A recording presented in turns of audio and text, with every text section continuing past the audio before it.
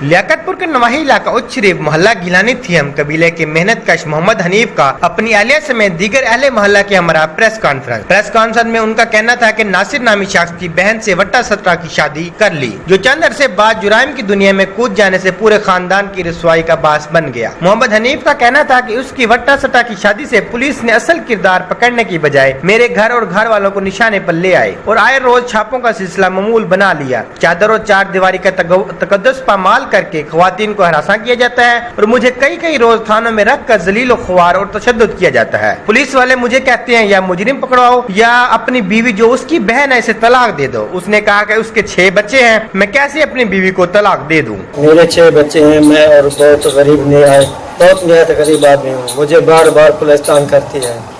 तो किस वजह से तंग करती है? जनाब वाला नासिर नामी शख्स वो एक मुजरिम है। मुजरिम ऐसा है कि सारे थानों पे वो मुजरिम है, सारे थानों पूरे जिले भर का वो मुजरिम है। मैं उसका बहन ही हूँ, इसलिए बार बार पुलिस मुझे तंग करती है। मेहरबानी फरमाई जाए, मुझे तहफ़्फ़ुज़ दिया जाए। दोस्ती कर मुझे छोटे छोटे बाल हैं, मेरा घर का खर्चा ऐसा चलता है, मेरे घर का कारोबार बंद है, मेरा घर में कोई ताल्लुक नहीं, मेरा टीम में कोई ताल्लुक नहीं।